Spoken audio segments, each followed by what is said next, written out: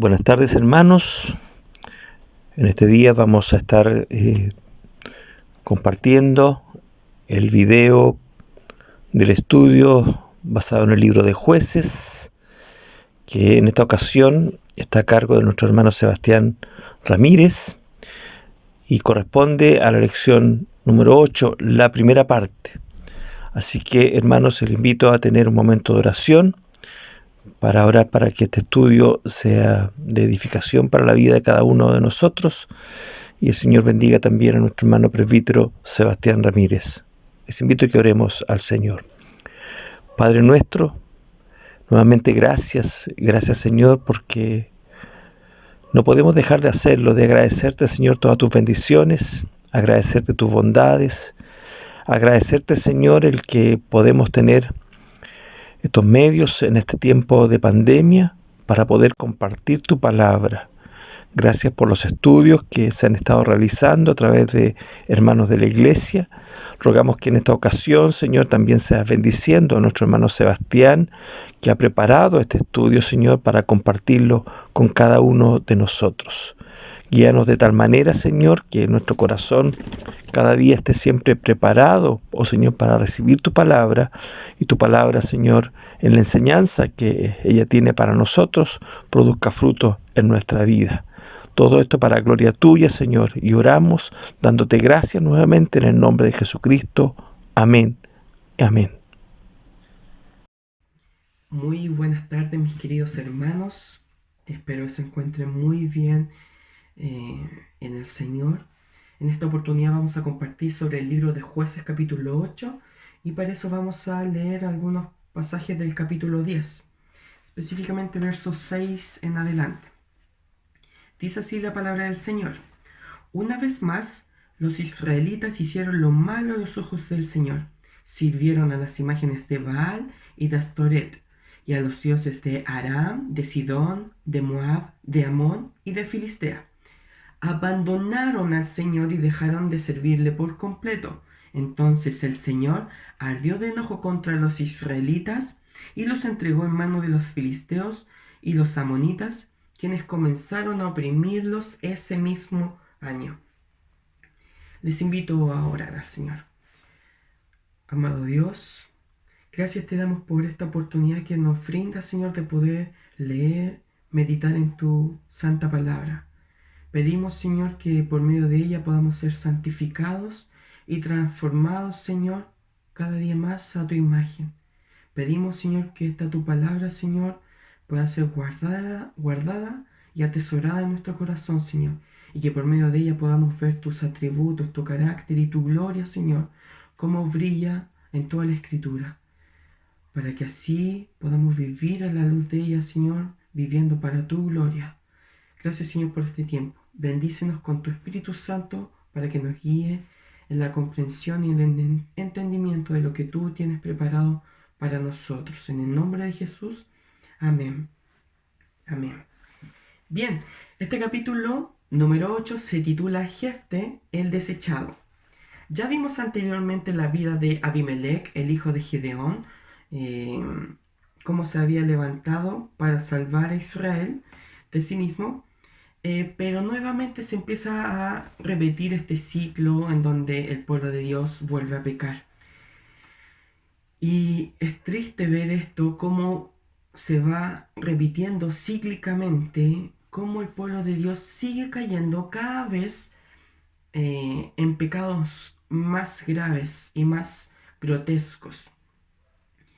Nuevamente el pueblo de Dios se estaba inclinando a adorar a Baal y las imágenes de Astarte, los dioses precisamente de Aram, de Sidón, de Moab, de los amonitas y de los filisteos. Como dice en el versículo 6, ¿cierto? Empezaron a servir a Baal y a Astoret, los dioses de aquellos pueblos paganos que no eran parte del pueblo del Señor. Baal y Astarte eran los dioses de los cananeos nativos. Ya vimos anteriormente en el capítulo 3 cómo Otoniel ayudaba a Israel en contra del rey de Aram. En el capítulo 3 también vimos cómo Ahod se enfrenta contra los moabitas y los amonitas. En el capítulo 3 también vimos cómo Samgar lucha contra los filisteos. Y en el capítulo 5 cómo Débora se enfrenta de alguna manera contra los cananeos. Ahora, cada vez que el pueblo de Dios, Israel, adoraba a los dioses de los otros pueblos, lo único que hacía la otra nación era oprimirlos. Y terminaban siendo oprimidos por aquellas naciones que tenían falsos dioses. Y los israelitas empezaron a adorar a esos dioses. Así, como consecuencia, el pueblo de Dios fue entregado nuevamente a los amonitas y a los filisteos que les oprimían, como leímos en el verso 7, porque el Señor se enojó, porque el Señor se llenó de ira, y dice la Escritura que fue Dios el que entregó en manos de los filisteos y los amonitas al pueblo de Dios. Fue Dios. No hay nada que escape del plan de Dios, de la providencia de Dios, de la soberanía de Dios. Dios fue el que entregó al pueblo de Dios a los filisteos. Debemos notar de que la idolatría del pueblo de Dios les va a conducir a la esclavitud. Y increíblemente esa esclavitud lo va a guiar hacia la idolatría. Así que vamos a ver cómo están muy entretejidos y muy relacionadas estos dos términos, estos dos conceptos, que son la idolatría con la esclavitud. En el capítulo que leímos, en el 10, el pueblo de Dios volvió a inclinarse a los dioses paganos, ¿cierto? A los dioses de los amonitas. Sabemos, y desde nuestro punto de vista, a la luz de la escritura y de que el canon ya está cerrado, no hay nada nuevo en la palabra de Dios, podríamos decir, y estando en nuestra época, en nuestro contexto india, y podemos apreciar la futilidad del pueblo de Dios al inclinarse a los dioses paganos. Y podemos verlo ahora. Pero debemos meditar en que los corazones de los hombres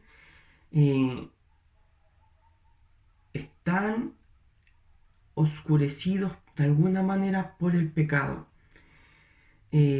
Nuestros corazones son engañosos. Todavía nuestros corazones nos aseguran que cuando un ídolo nos lleva a la esclavitud, lo que necesitamos para salir de esa esclavitud es precisamente ese ídolo. Muchas veces nuestro corazón al día de hoy sigue esa inclinación cuando está esclavizado por alguna idolatría. Nuestro corazón pecaminoso podría guiarnos a que para salir de esa esclavitud tengo que necesitar más de ese ídolo, cosa que es una mentira. La Biblia no enseña eso. La Biblia enseña de que tenemos que buscar al Dios vivo y verdadero para que pueda ser destruido no solamente nuestros ídolos, sino cualquier esclavitud a la que podamos ser sometidos. Así que, aun cuando nuestro corazón es perverso y engañoso, tenemos una regla de conducta y de fe y de práctica, que es la Sagrada Escritura, que nos va a guiar al Dios vivo y verdadero. Dice la Escritura en el verso 7 que Dios en su ira resuelta en contra de toda manifestación de idolatría, los vendió, los entregó a los enemigos. Fue Dios el que los entregó, fue Dios el que de alguna manera los vendió. Y es una frase demasiado fuerte quizás, porque nos imaginamos inmediatamente cuando alguien vende algo. Cuando yo vendo, por ejemplo, un auto, que con el vehículo la persona que se lo vendí puede hacer absolutamente lo que quiera. Y de alguna manera esto estaba pasando con el pueblo de Dios. Dios lo entregó a los amonitas, a los filisteos, y ellos de alguna manera podían utilizar a los israelitas para su propio provecho. Eso es lo que pensamos. Sin embargo, cuando Dios los entregó a estos pueblos, Dios no estaban ni anulando las promesas que había hecho, ni tampoco los estaba abandonando del todo. Porque aquí vamos a ver algo sumamente importante, que es el carácter de Dios. ¿Cómo es Dios a pesar del pecado del hombre, del ser humano?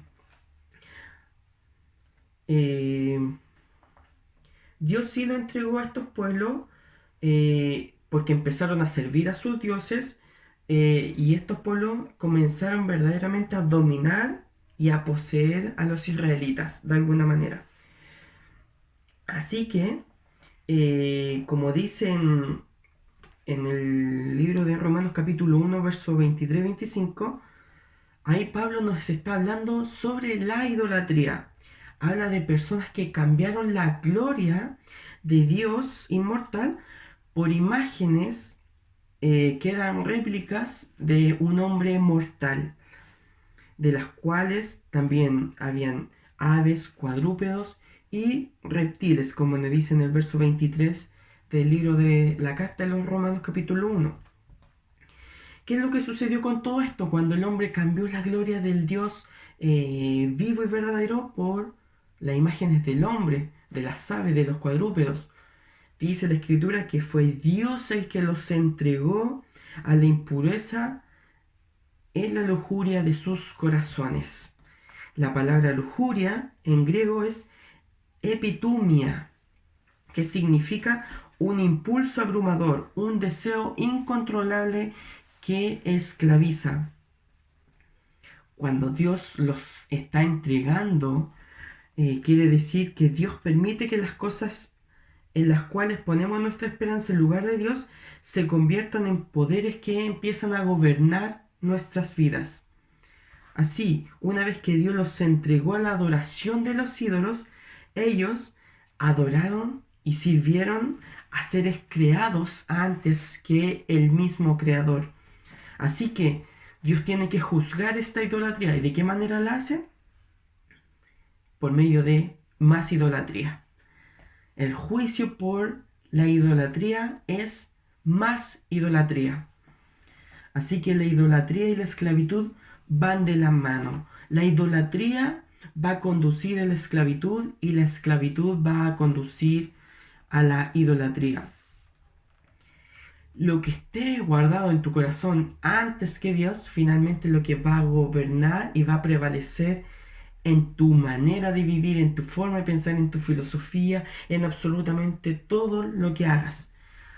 Lo que tengas guardado en lo más profundo de tu corazón, lo más valioso para ti, es lo que va a dirigir toda tu vida y te va a gobernar.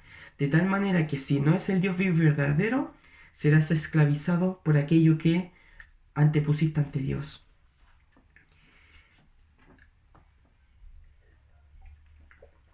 Ahora vemos que la opresión que estaban ejerciendo estos pueblos cada vez era mayor sobre Israel, a tal punto que fueron destrozados, como dice el versículo 8. Comenzaron a oprimirlos ese mismo año.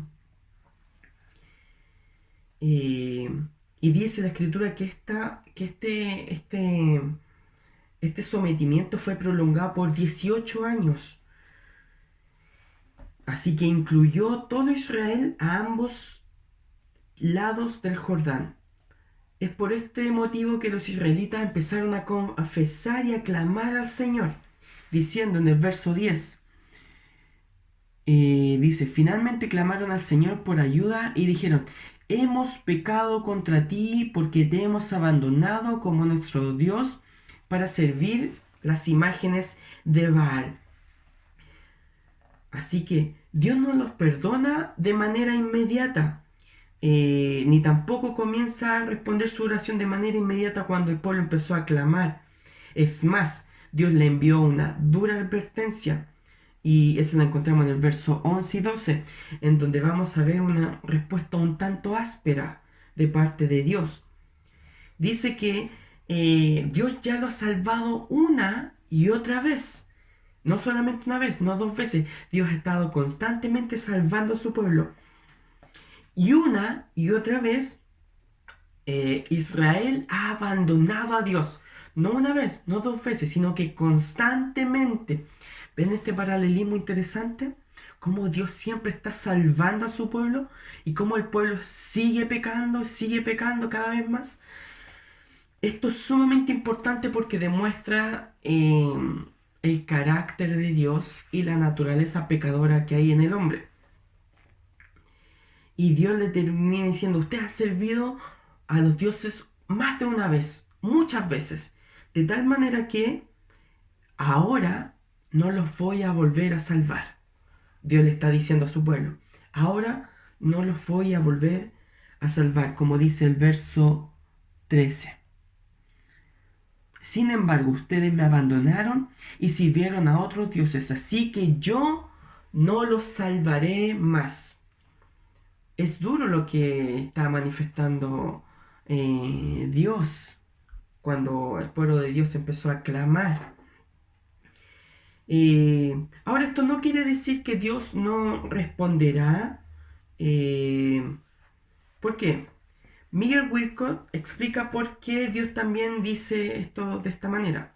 El Señor está diciendo, sé lo que es este clamor de ustedes. Es solo un grito de ayuda que podría muy bien estar dirigido a los Baales en vez de a mí. Entonces lo que Dios le está diciendo, no los voy a salvar más porque ustedes me están confundiendo con los dioses falsos que ustedes están adorando, los Baales, las imágenes de Astaret, Astartot. Entonces ustedes me pueden confundir, pueden pensar que somos el mismo Dios o de la misma línea. Eso es lo que está de alguna manera dejando claro Dios. Dios está por sobre todo, Él es eterno, Él es un Dios invisible, santo, eh, Dios de luz, en donde Él se diferencia de todos los falsos dioses. Él es el verdadero Dios. Yo soy el que soy. Entonces Dios les dice, vayan y clamen a los dioses que ustedes han escogido. Versículo 14. Así que de alguna manera vemos como el pueblo de Dios dice, estamos entre la espada y la pared. Tenemos problemas porque sabemos que hemos rompido todos tus mandamientos. Pero por favor, necesitamos tu ayuda. Necesitamos que por favor nos saques de este problema. Estamos siendo sometidos por pueblos paganos. Y tú, Dios, no nos llamaste para esto, pero estamos siendo sometidos. Así que, finalmente, después de un trabajo que Dios empieza a hacer con el pueblo de Dios, ellos se empiezan a arrepentir con una convicción sincera y verdaderamente por un odio por el pecado. En un principio, Israel se estaba lamentando por las consecuencias del pecado, no por el pecado como tal. Entonces eso es sumamente importante notarlo. Como cristianos, al día de hoy debemos no solamente lamentarnos, sino que dolernos, no por las consecuencias que trae ese pecado, que sí van a ser dolorosas, sino que por el pecado mismo. Debemos odiar el pecado como Dios lo odia, como Dios lo detesta. Pero después de que Dios empieza a trabajar finalmente con el pueblo de Dios, ellos finalmente terminan diciendo, haz con nosotros, Señor, lo que tú quieras, como tú quieras. Aún así imploraremos tu misericordia y esto va a mostrar un cambio genuino en el corazón de los israelitas, en donde empiezan a clamar y el Señor empieza a mostrar su gran atributo, que es su gran misericordia. Los israelitas pueden decir inclusive te queremos, incluso si eso significa que vamos a seguir sufriendo. Aunque no preferimos sufrir, pero si eso implica sufrir, queremos seguirte, queremos que nos salves de nuevo. En el versículo 16 dice, entonces los israelitas dejaron los dioses ajenos para servir al Señor. Y él se entristeció a causa del sufrimiento que ellos experimentaban.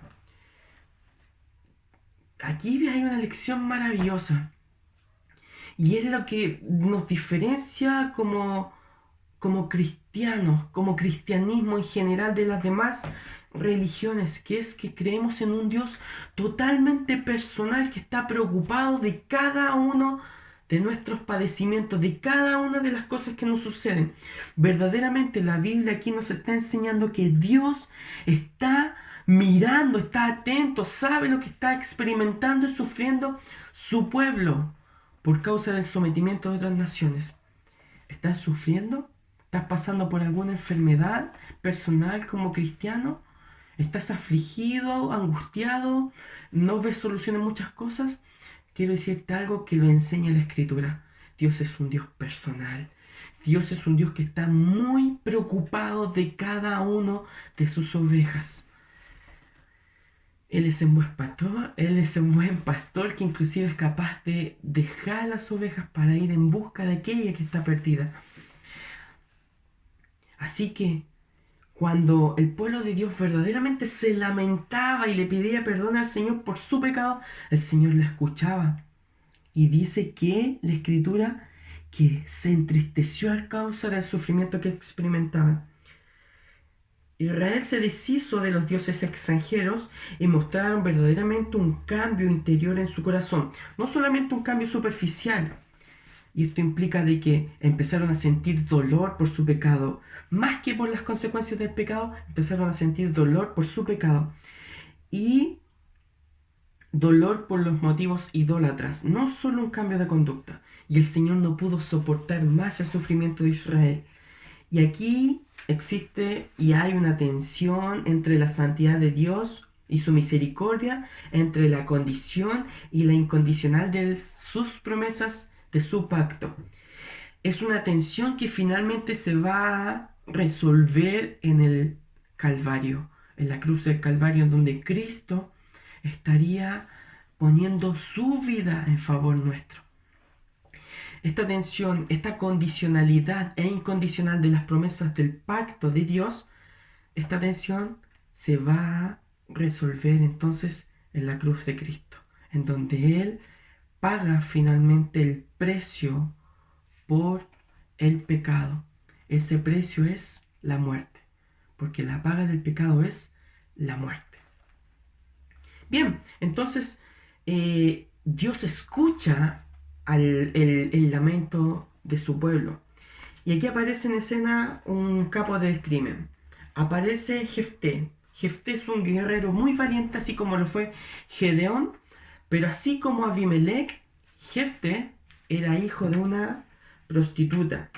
Jefté es alguien que probablemente no califique nuestros estándares para liderar al pueblo de Dios.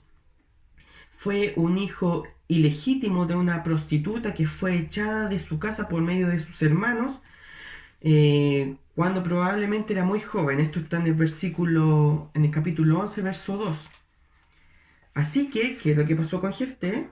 Jefté se fue al desierto y se le juntó una banda de hombres sin escrúpulos, unos hombres que se dedicaban al crimen, vivían del robo. Jefté estaba dentro de un crimen organizado, una especie de capo en donde lideraba prácticamente el mundo como un forajido. Así que provenía de un lugar, de una familia, eh, ¿cómo se puede decir? Muy disfuncional. No obstante, para Dios, que nada es imposible, lo levanta como un salvador.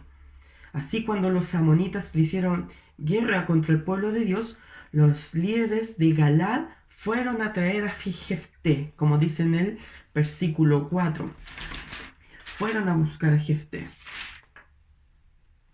Por entonces los amonitas comenzaron a hacer guerra contra Israel.